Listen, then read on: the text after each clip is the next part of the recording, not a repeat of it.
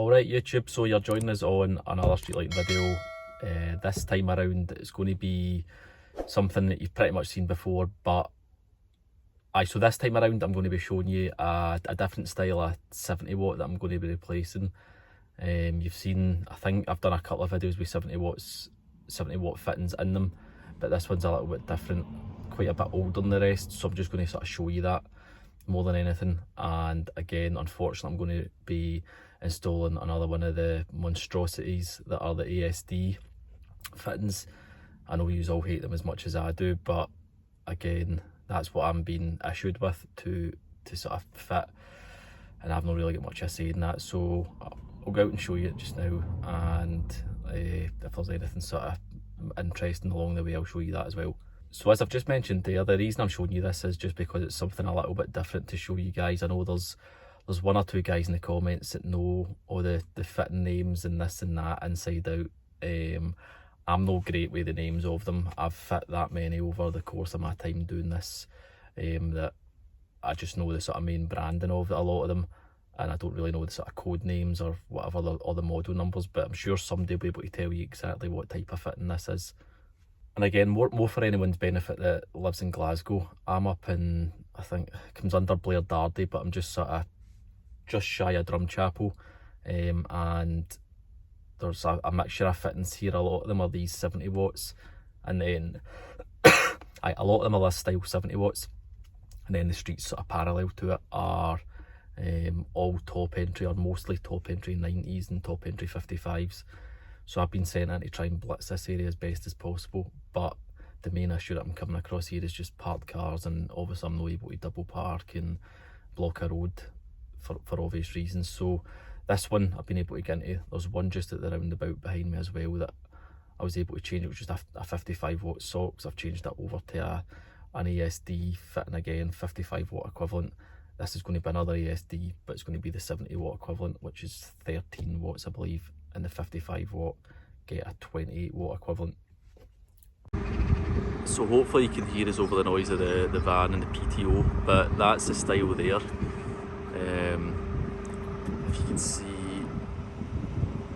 that's the ASD fitting I installed, and so all up and down here, up and down that street, and up and down that street, I've got quite a lot to fit, so try some crack on. Again, I'll just do my usual, so I've pulled my fuse, I'll put that door back on. Just need to stick out a couple of cones just because of where I am, and get my harness on. Just quickly though, that's the two stickers that come on each of these ASD fittings. So the 13 watts are for 70 watt equivalents, and these are the 55 watt equivalents. So just sort of let you take a wee read through that to see the different specs on them. As always, door back on for this one.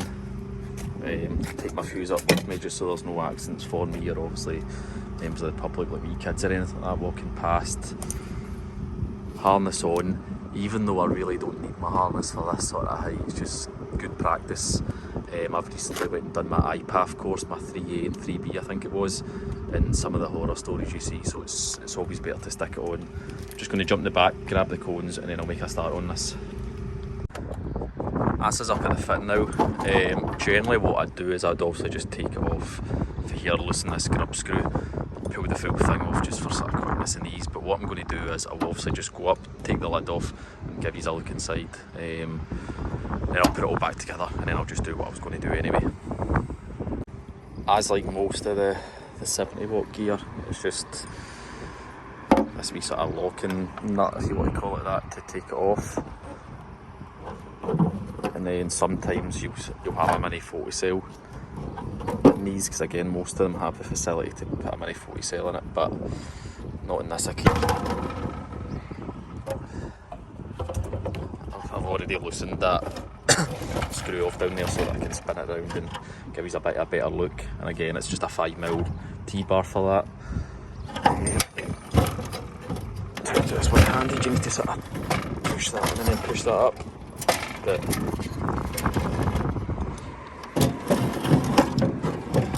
right, so that would have been the initial choke. in this. You can see there as well that lamp is pretty sort of well going, and then at some point somebody's been out. So there's an igniter there. Let's see that wee sticker. So there's the model and there's the brand, and then that's just the capacitor there.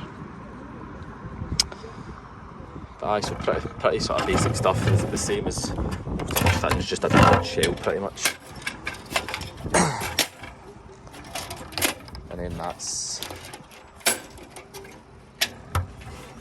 been poorly installed. I think you can. Oh no, it's just I think that's just a bit of thread actually. I thought that was a wee bit of copper there, but that's one of the sort of common electronic gears that gets retrofitted into these. But that's obviously on the blink as well, or whether it's that or whether it's a lamp. But I'm just going to change the full fit for longevity and all that sort of stuff.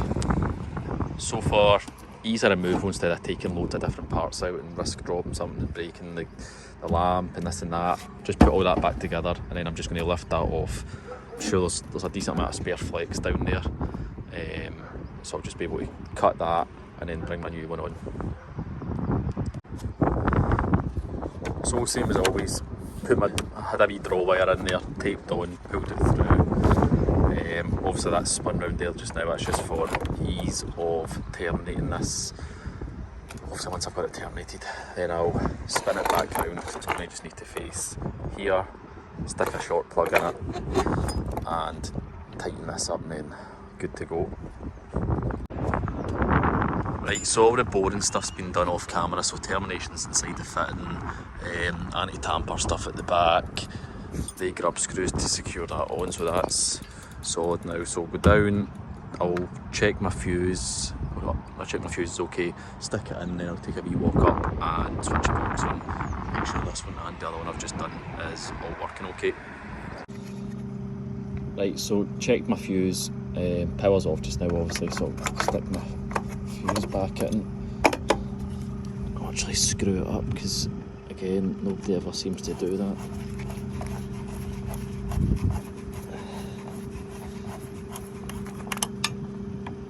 This is where one of the wee electric screwdrivers would be handy for doing some of this stuff. But left a decent loop on the flex still again, so if this ever needs change in the future, I'll put this door back on. And like I said, I'll take a wee walk up there and switch everything on.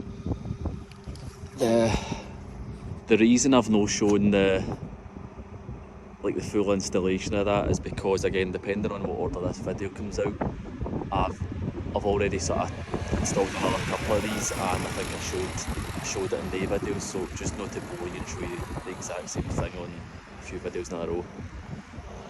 Right, so there's likely going to be a bit of an abrupt end to this video. Just as I sort of fastened up that column door, I've got a call to basically go and attend an RTC, a pole smash. Been told it's quite a bad one, so I'm going to need to make my way over there just now. But this is going to be the end of this video. Thanks very much for watching.